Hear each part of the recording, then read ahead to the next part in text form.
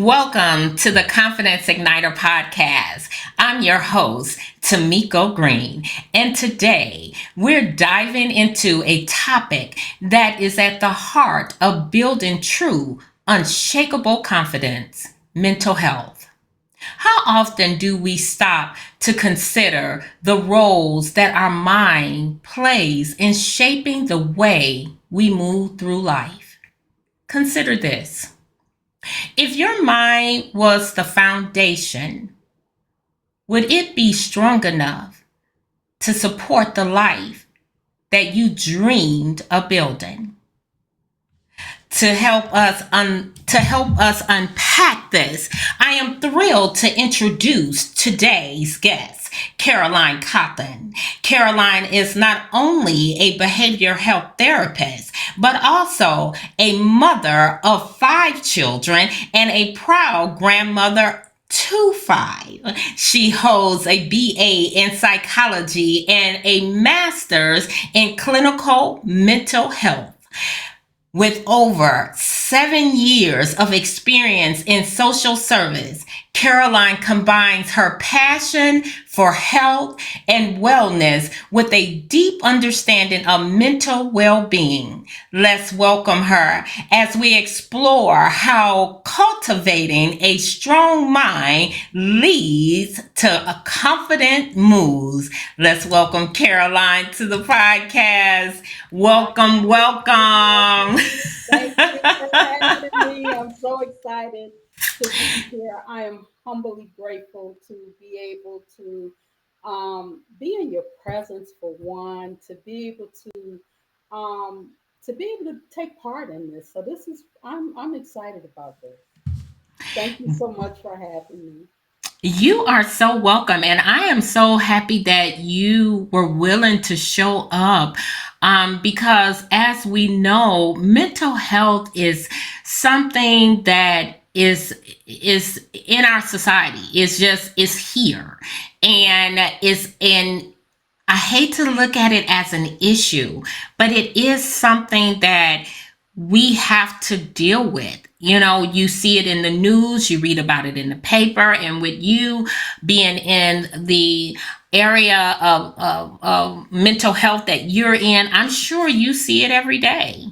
I do. I do. And I'm glad you even brought that up because oftentimes we don't focus enough on our mental health. We put a lot of focus on our physical health, which is good, you know, because it's important to making sure that you're doing everything that you need to do to make sure your body is functioning properly. But here's what we miss. You know, the body is unable to function properly if we don't have the head, and then the head, definitely controls how our body functions.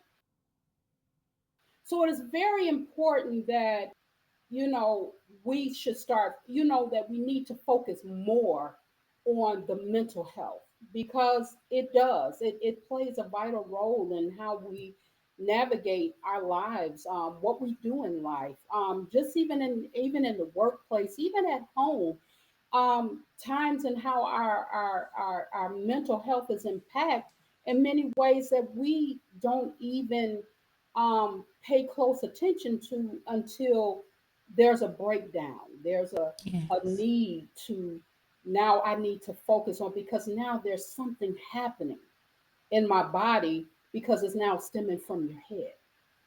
Yes, and that is so true. Something you said the body is nothing without the head, and a lot of times we don't look at that. We look at our hands and we consider, like, if you hurt your hand or you get a paper cut, you need your hands, you need your feet, you need your eyes to see.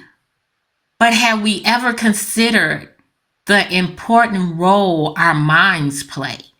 And an unhealthy mind brings about an unhealthy life, you know, and a lot of times we don't take that into consideration, and I think maybe it's because that's not something you really learn in school. And a lot of Mhm. times you don't learn it at home, like, take care of your mind. You hear those, a mind is a terrible thing to waste. But when you say things like that, so what does that mean? I mean, because most people kind of attach that to education only, but they don't look at, sometimes they don't step outside of that box to see a mind is a terrible thing to waste, period. Because if it's not healthy, your life isn't healthy, and it could cause you to do things that will cause other people's lives to be impacted by what you do. So I'm sorry, go ahead. And that's so true. And you saying so because I just even hearing this conversation made me think about what my mom used to say when I was younger. She would always say things that, stress will actually kill you. And, I never really understood that until actually getting into this field. And oftentimes when we deal with stress and how it impacts the body, it really does have a great impact. And now I really understand what she meant by how stress will kill you. Just even being stressed out can cause your blood pressure to elevate.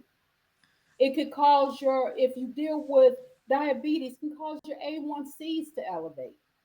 It could cause your body to do things that you normally not aware or used to how your body would function. It once things like stress and anxiety and things start setting in, then all of a sudden now your body's like, what's going on here? Because now it is something going on that we're not vaguely familiar with. Now, yeah, true, I may get out and go to the gym and I work out and I think I'm physically fit. But oftentimes we neglect the fact that not only do we need to be physically fit, but we need to be mentally fit. And that also is the key to just being able to survive or navigate in the society in which we live in. And that's true. And when you said like being physically fit and mentally fit, the first thing I thought about was sports. Because when you look at football or baseball, basketball, all those sports, yes, you have to be physically fit to a certain degree, but you got to be mentally tough.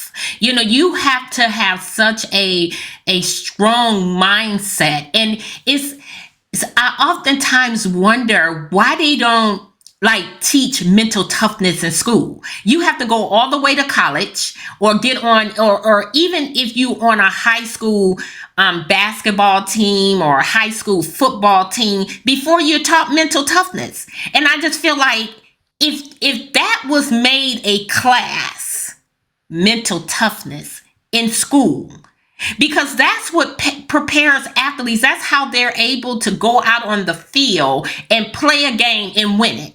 That's how they're able to see themselves in the victory zone, even though sometimes they don't hit the mark. But the point is, because they have that mindset, it's not like their life fall apart.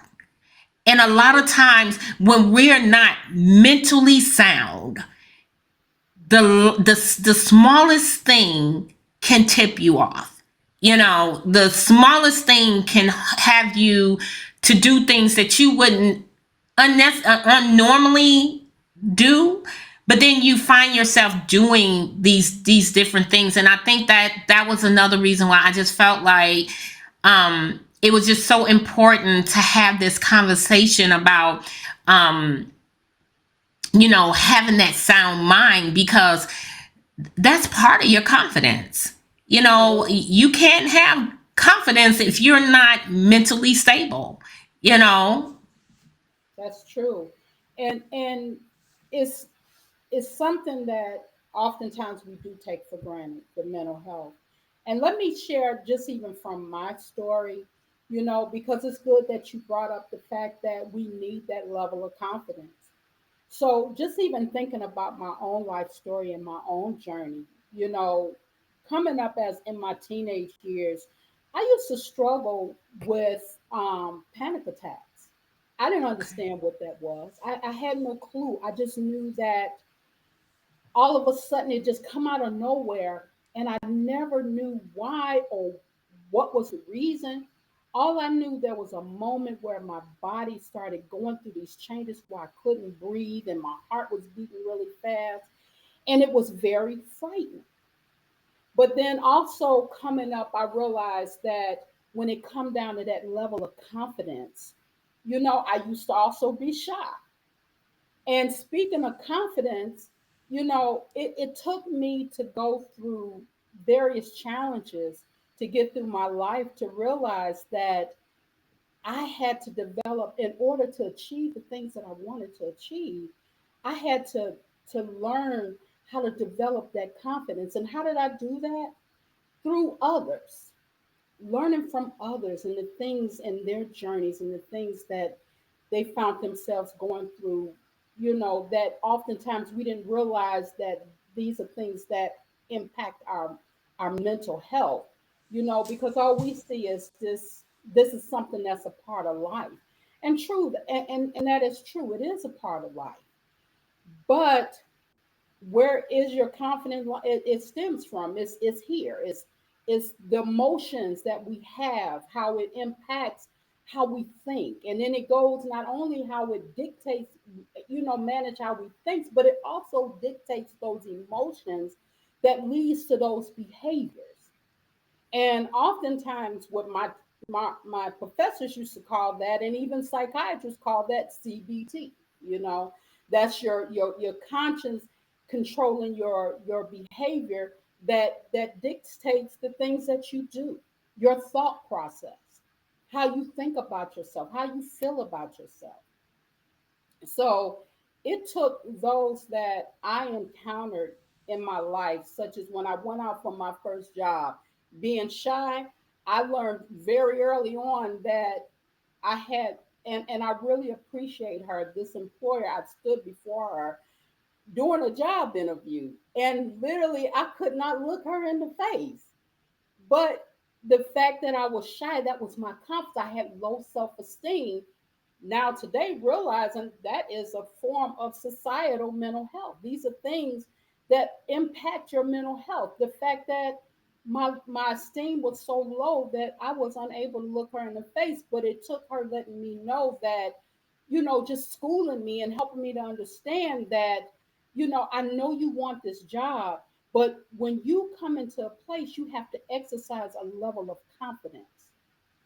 And so learning that, and being able to take on literature such as this one book, I wish I remember whom the author was, but it was called How to Be Your Own Best Friend. And that I book like helped that. me to understand how to learn how to develop confidence, and I love in others, and learning how to love myself. But then, being in this profession, it's important that you have to learn, develop a level of confidence, and learning how to love yourself and appreciate yourself from a mental standpoint, because you can't help others help themselves if you haven't learned how to develop those attributes of your own. So I'm grateful that oftentimes when we look at these things, we don't see them from that aspect. We tend to take that for granted, or we ignore the fact that even the confidence or how you feel or think about yourself, all of that stems here in your Yes. brain, in your mental health, and all of this is all a part that constitute your mental health, who you are, how you feel, how you think about yourself, and how it also determines how you greet others, how you are with others, how you um, go about your day to day, whether it's at home or at work, or as a parent, or if you're single without children. It all impacts you in some form of way or some form of fashion. And when you said talked about loving yourself, and I think that's so important. It's so important to love yourself because when you love yourself, you accept yourself. And I do agree with you. I think one of my hardest questions that I would get in a job interview was, tell me something about yourself. Tell you something about me. That question would always floor me. And I don't know why, because I am me. But I had to realize it that I obviously there were areas in my life I wasn't I didn't have that confidence, because I always tell people you may have confidence in one area and lack it in another, but when you get to the point in your life where you accept yourself, like, I love me for me. It doesn't matter if you don't love me. I love me for me. I love me because I'm authentically who I am. And it takes some building to get to that point for some people, because of the challenges that they went through in life. We each have a different story, and we each have a different journey. And so, depend on where you were planted in life. And what I mean by planted in life, I mean, when you were born, we were all planted somewhere. So depending on where you were planted in life, a lot of times that dictate, like, how these habits that I start to form. If I was planted in a family that wasn't loving, that didn't care about me, so I start to show and take on that not loving and not feeling good about myself, because where I was planted, there was no love. So as I start to branch out and grow these branches into life, these branches are not branches of love, because I never got that. So I don't have confidence in that area. So it could cause me to start acting out in different areas of my life. And so when somebody say, love yourself, what do you mean love myself? And so it's something that you have to start to, look at yourself from a different perspective. No matter where I'm planted, I'm still good. I could have been planted in a family of hatred. I wasn't, but I'm still good, and it takes a lot to get there. I mean, that's not something easily done. And that's something that does play a role in your mental stability.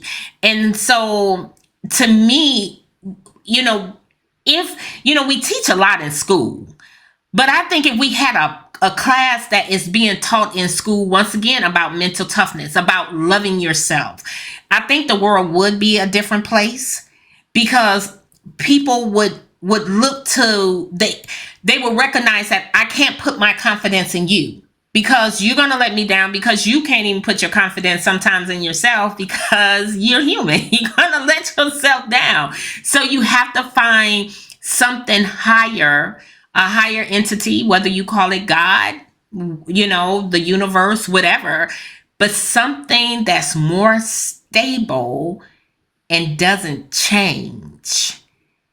And that in itself helps your mental stability, because now you're trusting in something that doesn't change.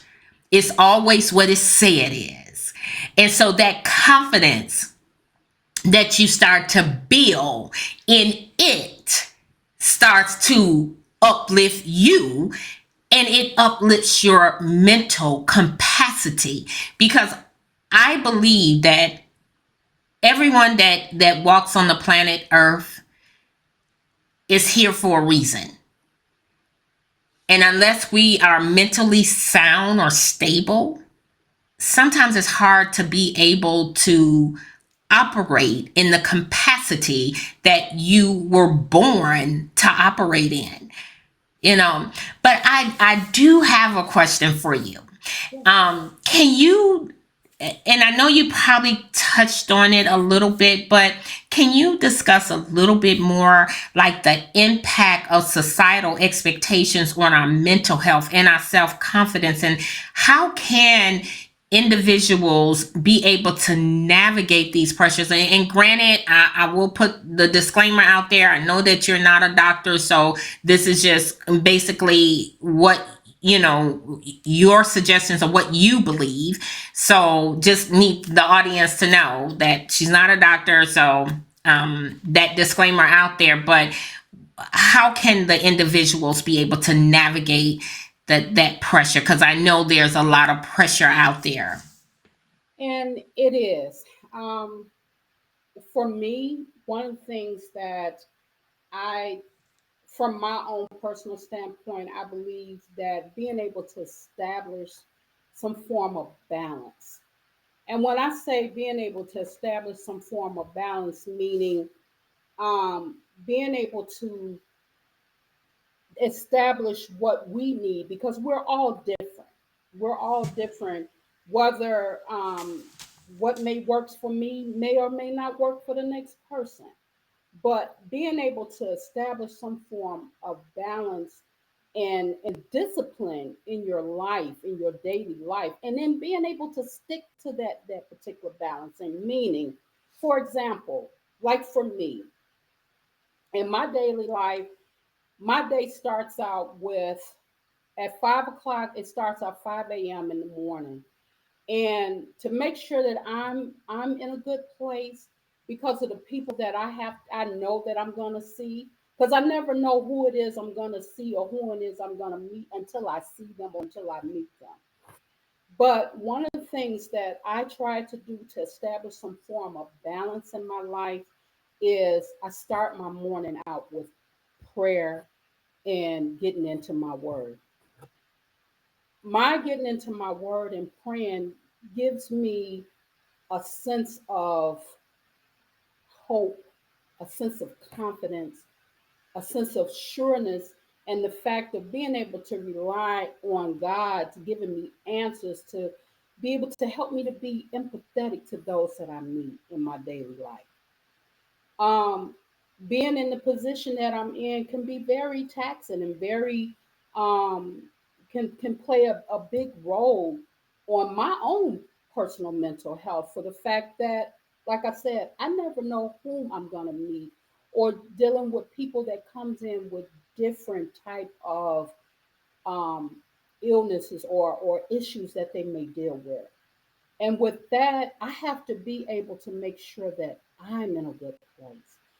I need to make sure that me being in a health and wellness field, I have to make sure that I'm healthy mentally, that I am stable enough that when Jane Doe or Sally Doe or Billy Joe come in and come in and need a service, that I'm able to provide that for them. This is how I'm able to make sure. Now, this is what works for me. But there's various ways that because form of societal issues and pressures that we deal with in life, especially even if you're working, it's very difficult. Or if you have that person who's unemployed, how do you help that person who's trying to find their way when they're unemployed?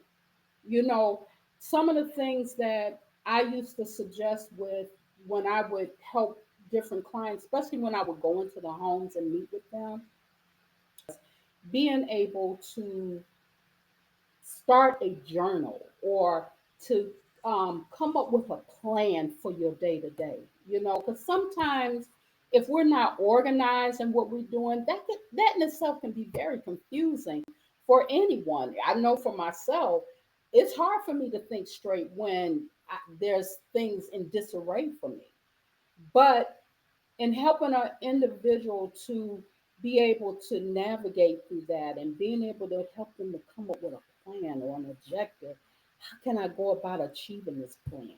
And then being able to help them and teaching them to learn how to develop these tools, and when I say tools, these are things that will help them as far as their mental health is concerned, or being able to navigate through these things or these societal pressures that whatever that may be that they deal with.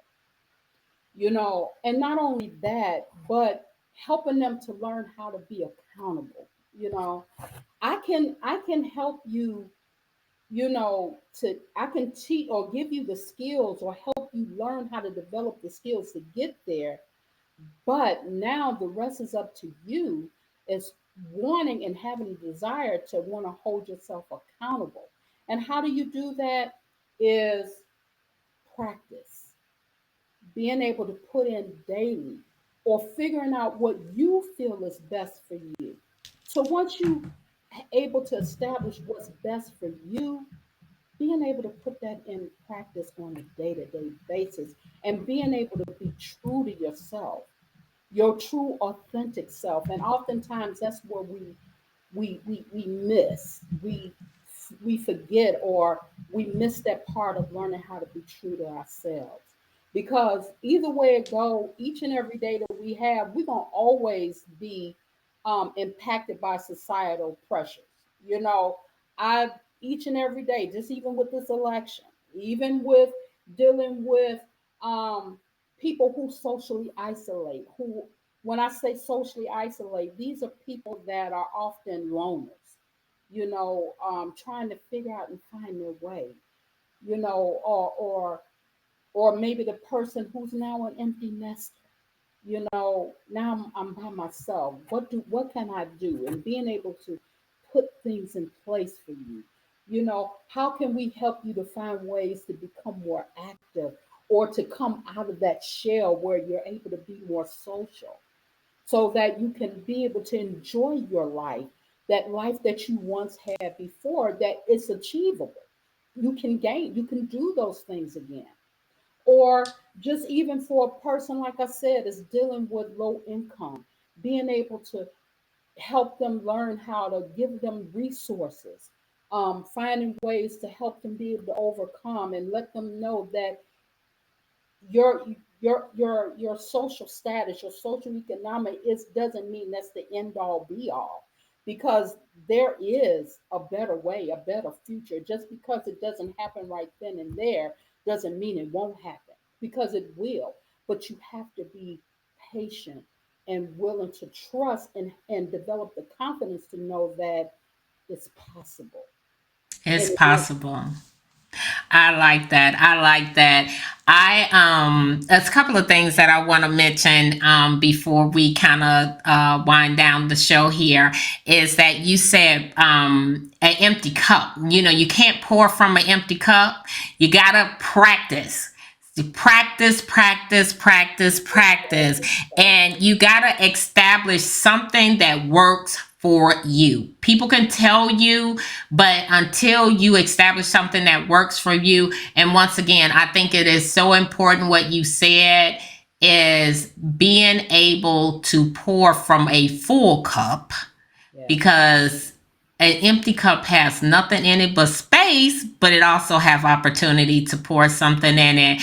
Well, this is toward the end of our show, and I tell you, I have enjoyed this time together. Thank you so much for what you have brought and the impact that I am sure that you have made. I ain't gonna say are making, I'm gonna say have made. This has been a great opportunity, and I definitely once again want to say thank you for showing up, and I hope you will be willing to come back on the show. Oh, for sure. For even just opening up that door, and making it possible for me to be able to come back to, share again. So thank you so much for that. And just even being able to come and just share, and enlightening others, about the importance of your mental health, and I think that's the key of being enlightened. I like So that. thank you so much for that. You are welcome. You are welcome. Stay tuned for our last little announcement so people will know how you can be able to keep in contact and also subscribe.